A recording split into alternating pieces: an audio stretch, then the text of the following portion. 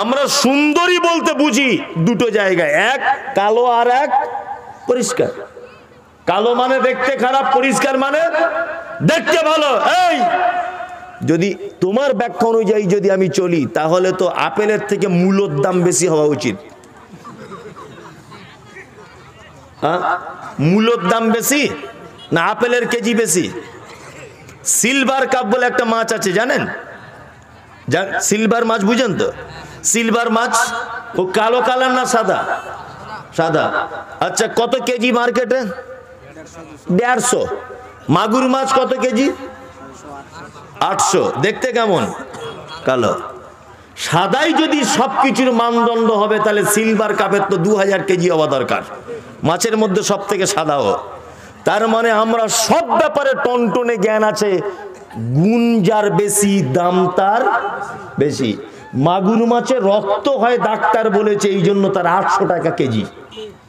আর silver কাপে কিছু নাই, 150 টাকা, তাই না?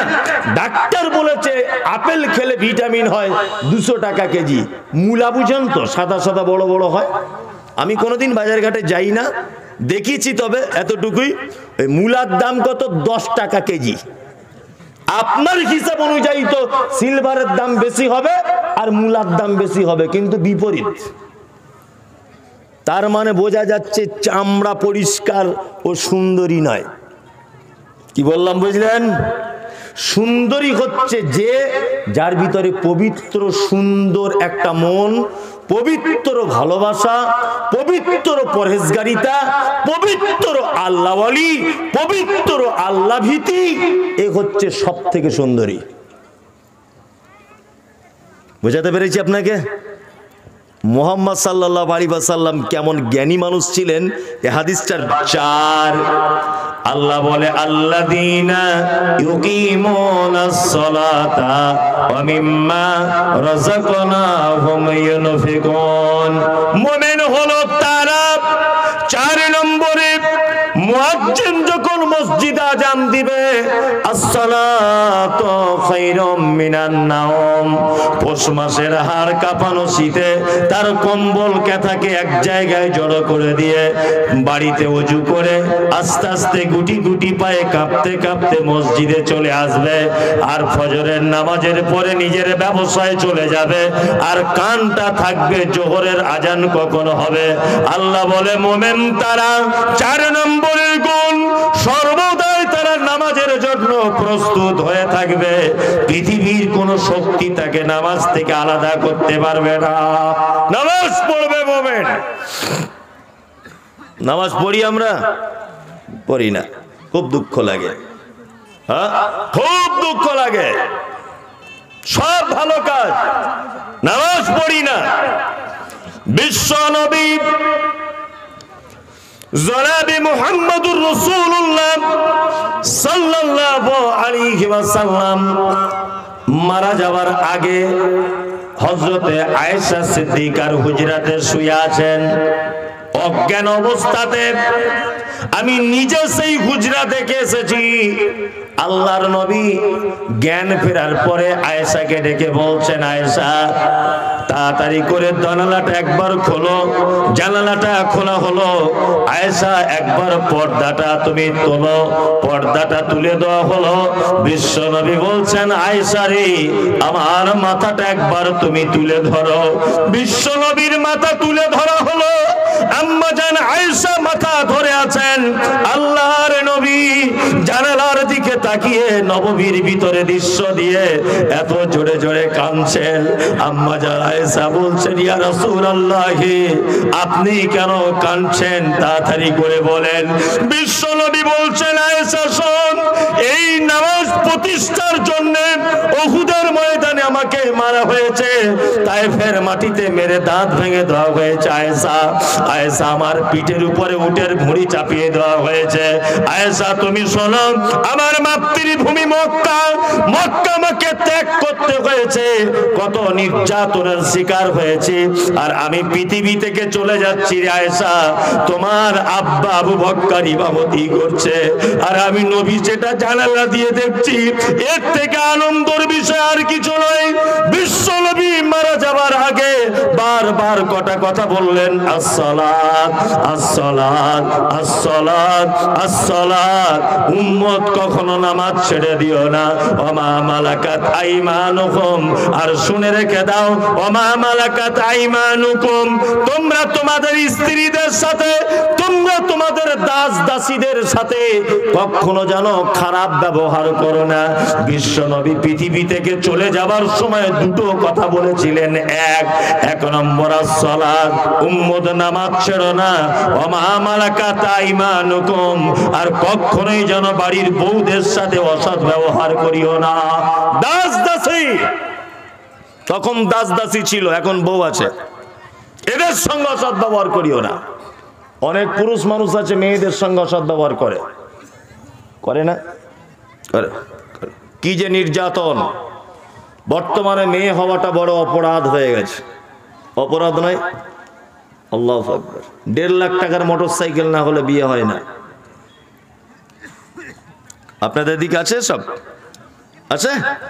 আচ্ছা, কি অবস্থা! অথচ মুহাম্মদ সাল্লাল্লাহু আলাইহি ওয়াসাল্লাম তিনি বলেছেন, কি বলছেন?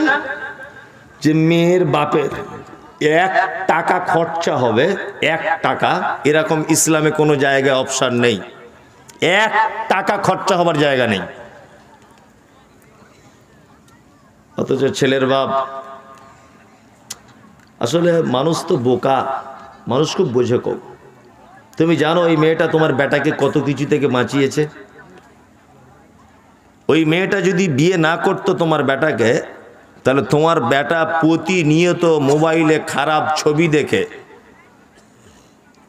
পতিতালয়ে ছুটতো। তোমার বেটা জিনা নামক পাপে লিপ্ত হতো। ওকে তুমি এত ছোট করো, ও তোমার বউ বলে। তুমি জানো পৃথিবীতে তুমি কোটি টাকা দিলেও যে সুখ বৈধভাবে কোথাও কিনতে পাওয়া যায় না, বৈধভাবে, সেই সুখ সেই শান্তি তুমি তোমার স্ত্রীর কাছে পাও। তুমি এটা জানো? তোমার এমন এক জায়গাতে একটা ঘা হয়েছে বা ফোঁড়া হয়েছে, পৃথিবীর কাউকে তুমি দেখাতে পারবে না। এমন এক জায়গাতে হয়েছে, একজন নারীকে তুমি দেখাতে পারবে, কোনো পাপ নেই, সেটা তোমার স্ত্রী। তুমি এটা জানো যে তুমি যখন কাজে থেকে বাড়ি আসো, তোমার ঘামে ভেজা গন্ধ জাঙ্গিয়া আন্ডার প্যান্ট গেঞ্জি কেচে দেয় কে? তোমার বউ। তুমি এটা জানো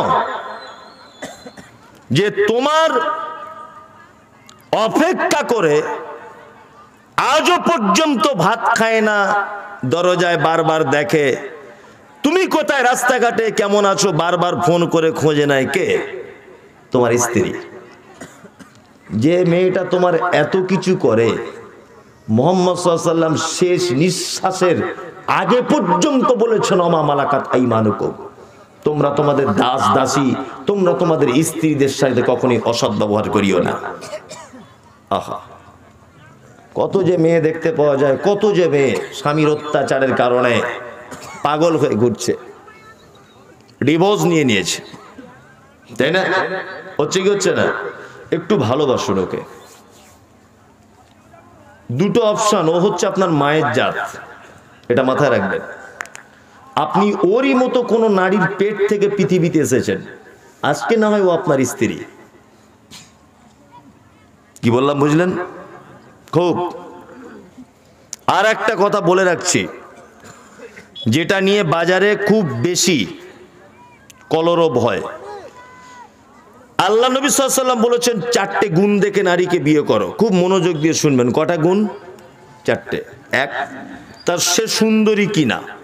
2, তার টাকা পয়সা আছে কিনা। 3, বংশ ভালো কিনা। 4 নম্বর, তার দিনদারিতে আছে কিনা। এই জায়গাটা আমরা একটা জিনিস মারাত্মক ভুল করে দিয়েছি, সেটা কি? সুন্দরী, তাই না? মেয়েদেরকে আমরা দুটি ভাগে ভাগ করেছি, কি? সুন্দরী আর অসুন্দরী। কালো মানে কি? অসুন্দরী। আর চামড়া পরিষ্কার মানে সুন্দরী। সুন্দরীর যদি আপনি এরকম ভাবে ব্যাখ্যা করেন, তাহলে হযরত মুহাম্মদ সাল্লাল্লাহু আলাইহি ওয়াসাল্লামকে অপমান করা হলো। এটা বলে দিলাম আপনাকে। সুন্দরীর ব্যাখ্যা এটা নয়। কাজী নজরুল একটা কবিতা বলেছেন, দেখিতে পলাশ ফুল অতি মনোহর, গন্ধবিনে সবে তারে করে অনাদর। যে ফুলের সৌরভ নেই কিসের সে ফুল, কদাচ তাহার মনে মজে না বুলবুল। পলাশ ফুল দেখেছেন মাঠে হয়, কেউ বাজার থেকে কিনে আনে না। কেন বলুন তো? ও দেখতে খুব পরিষ্কার, খুব পরিষ্কার দেখতে, কিন্তু কোনো সেন্ট ঘেরান কিছু নেই। গোলাপ ভ্যালেন্টাইন্স ডে আসছে, 500 টাকা 5000 টাকা পিস কিনবে, কারণ ও দেখতেও সুন্দর, ওর গুণও আছে, সেন্ট, তাই না?